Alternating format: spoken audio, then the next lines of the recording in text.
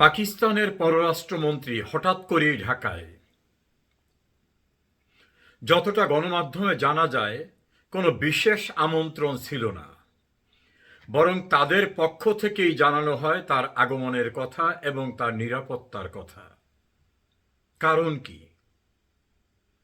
গণমাধ্যম থেকে আরও জানা যায়, মাদক চোরাচালানি নিয়ন্ত্রণে দ্বিপাক্ষিক সহযোগিতা চুক্তি, সীমান্ত প্রতিরক্ষা সংক্রান্ত সহযোগিতা চুক্তি ইত্যাদি ইত্যাদি বিষয় নিয়ে। বাংলাদেশের সঙ্গে কোনো সীমান্ত পাকিস্তানের নেই।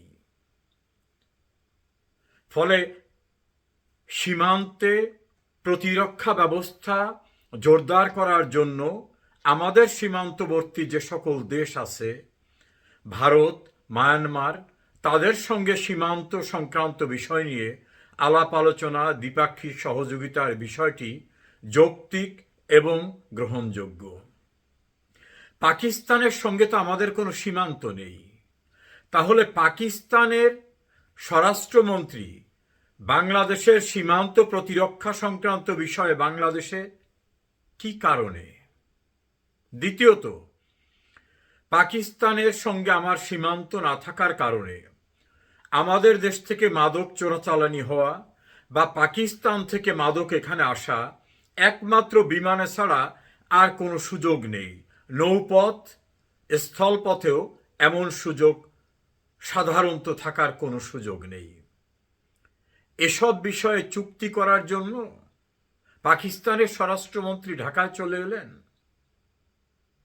বিষয়টা কি অন্য কোনো কিছু? পশ্চিম বাংলায় নির্বাচন অনুষ্ঠানের পরে বিজেপি নিরঙ্কুশ সংখ্যাগরিষ্ঠতা নিয়ে বিজয় লাভের পরে অন্যরকম কোনো কিছু কিনা? আতঙ্কিত কিনা?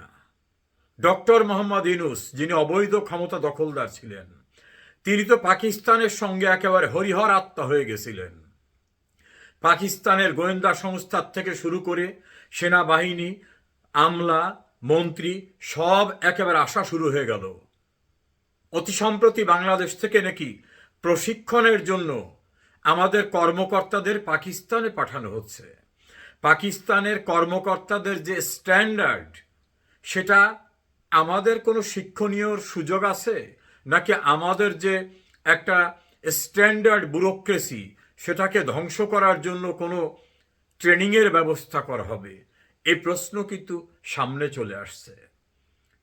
1971 সনের 30 লক্ষ শহীদের আত্মদান, 2 লক্ষ মা বোনের সম্ভ্রম বিকিয়ে দেওয়া, অনেক দেনা পাওনা বকেয়া রয়েছে। স্বাধীনতা বিরোধী গণহত্যাকারী পাকিস্তানের গুরুত্বপূর্ণ মন্ত্রী বাংলাদেশে আসার বিষয়টিকে কিভাবে দেখছেন আপনারা?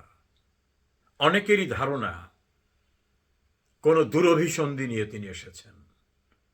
বাংলাদেশের নির্বাচিত সরকারকে আবার কোন ফাঁদে ফেলবেন, নাকি ডক্টর ইউনূসের যে পাকিস্তানপন্থী ধারা, সেটারই ধারাবাহিকতা রক্ষা করাবার জন্য কোনো প্ল্যান নিয়ে এসেছেন? পাকিস্তানের কোনো সরকার কিন্তু তার পূর্ণ মেয়াদ দিতে পারেনি। জনপ্রিয় ইমরান খানও এখন কারাগারে। সেই পাকিস্তানের কাছ থেকে বর্তমান নির্বাচিত সরকার প্রধান জনাব তারেক রহমান এবং তার মন্ত্রী পরিষদ কি শিক্ষা নিতে যাচ্ছেন? এটা নিয়ে খুবই উদ্বিগ্ন অনেকেই। অনেক রাজনীতি সংশ্লিষ্ট ব্যক্তিদের উদ্বেগ সেখানেই। কেন হঠাৎ করে পাকিস্তানের স্বরাষ্ট্রমন্ত্রী বাংলাদেশে, এবং যে কারণ দেখানো হচ্ছে তা সম্পূর্ণরূপে অযৌক্তিক, অগ্রহণযোগ্য, অবিশ্বাস্য। থলের বিড়াল কি বেরিয়ে আসবে খুব শিগগিরই।